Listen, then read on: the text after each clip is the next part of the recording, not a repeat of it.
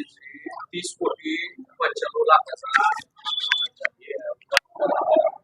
पण नरखेड सारख्या खेड्या गावात 30 कोटी येतोय, पण मोहोळ सारख्या शहरात 5 कोटी देखील सुद्धा येत नाही विकासाबाबत. त्याबद्दल तुम्ही काय सांगा?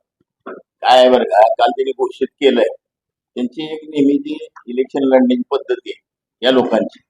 आता मी साहेब नावं घेऊन म्हणले म्हणून मी घेऊ, तर ते घोषित केलंय ते पत्र दाखवा म्हणावं ना. जे 30 कोटी आणले, काय 50 कोटी आणले, तिची पत्र दाखवा. आता निवडणुकीच्या तोंडावर त्यांनी ती केलेली घोषणा आहे, पोकळ घोषणा आहे. त्यांनी आता सत्तेचा एक खरा प्रयत्न त्यांनी करायला पाहिजे.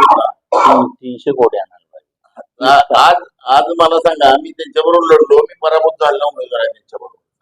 5 वर्षात त्यांनी काय केलं सांगा. आता भावाचं कौतुक करायला लागले त्यांनी. आता भाऊ एक ठिकाणी उभारणार, त्यांनी एक ठिकाणी कुटुंबातले बहुतेक 6 गट आहे, 6 गटात त्यांच्या कुटुंबातच उमेदवार देऊन आम्ही रमेश कदम साहेब जातो त्यांच्या प्रचारात.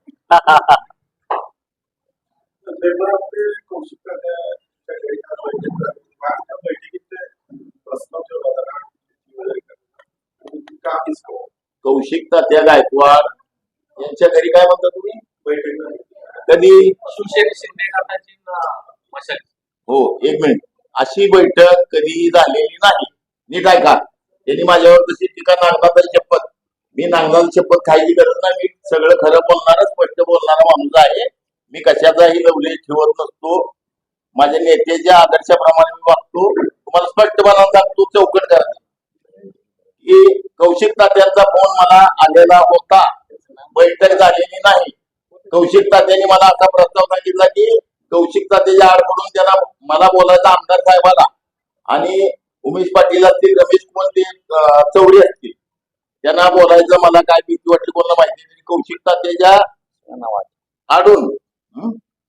तात्याच्या आडून मला असा प्रस्ताव पाठवला की ही त्यावेळेला नाविलाजानं एक राजन पाटलासारख्या ह्याला विरोध करायचा प्रवृत्तीला, आणि आमदार आपण एकदा निवडून आणायचा मोहोळ विरोधी त्यांच्या विरोधी यायचा, म्हणून जी आमची संघर्ष समितीची स्थापन झाली होती, त्या माध्यमातून आम्ही केलेला तो प्रयत्न होता. कौशिक तात्याचं मत होतं की ते तसंच ठेवावं, पण शेवटी नगरपालिका निवडणूक आहे. ज्यावेळेला खाली येतो त्यावेळेला प्रत्येक पक्षाच्या कार्यकर्त्यांची एक अपेक्षा असते. 7-7 वर्ष निवडणुका झाल्या नव्हत्या, प्रत्येक पक्षात गर्दी होती आणि प्रत्येकाला आपण समाविष्ट करू शकलो नसतो. मग तिथं बंडखोरीची लागण झाली ती माझ्या पक्षाकडे 40-42 वर्षी मी काम करतो, त्यामुळे खचाखच गर्दी होती. मी सर्वांना न्याय आजही देऊ शकलो नाही आणि मग एकत्रित आल्यानंतर काय देणार, मग मी स्पष्ट कौशिक तात्यांचा 2 वेळा फोन आला. त्यांना मी सांगितलं की माझ्याकडून हे होणार नाही, मला माफ करा. मी स्वतः ते धुडकावलेलं नाही. माझी अडचण मी त्यांना सांगितली आणि त्याला नकार दिला. मात्र राज्यसभेमध्ये उमेश पाटील यांनी चक्क आमदारांना हेलिकॉप्टरमध्ये बसल्याचं वजन उडणार नाही अशी देखील टिंगलटवाणी करण्यात आली. अशी असताना देखील आमदार त्यांच्या सोबत का करतात? हे पहा, आमदार करण्यात मला शिवाचा वाटा नाही, खारीचा वाटा. खरा शिवाचा वाटा हे शिवसैनिकाचा आहे. साहेब मला म्हणजे मी तयार केलेला शिवसैनिक आहे. मी कोण? साहेबांनी सांगितलं मगाशी बोलताना, मागे साहेब होते त्यावेळेला इथे आमची मत तिरंगी लढत झाल्यावर 44,000 मत होती. बंडखोरी केली होती आम्ही त्यावेळेला. नागनाथ बाबाला 54,000 2009 साली मत पडली. गेल्या वेळेस नागनाथ बाबाला उमेदवारी 69,000 मत साहेब पडले शिवसेने. 79,000 मत पडली. ही शिवसेनेची ताकद साहेबांनी कबूल केली आणि तिथं मी वेगळं बोलायची काय गरज नाही. उमेश पाटील यांच्याकडून म्हटलं जाते वारंवार की आपण आंबेडकरांची भेटी मार. हो, ठीक आहे.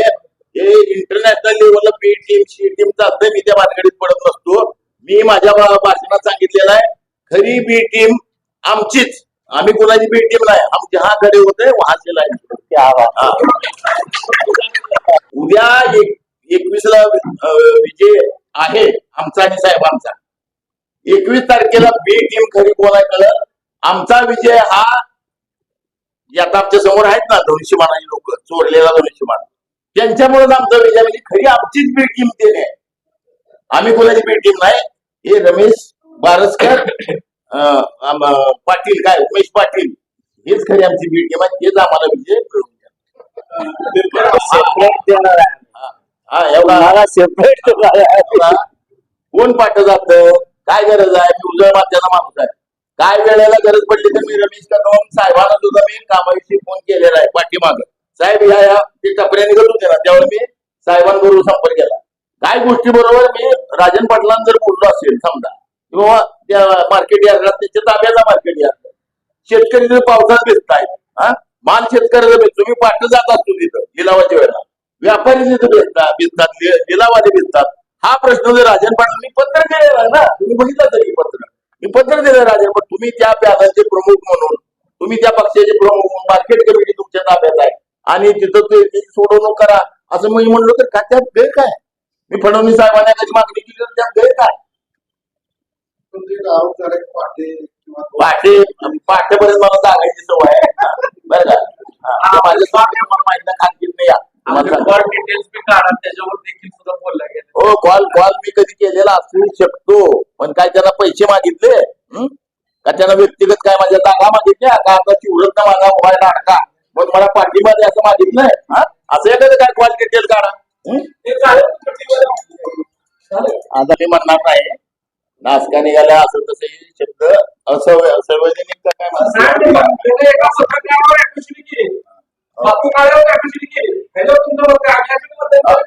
आयुष्य मनुष्य प्राणी हा चुकीस पात्र असतो.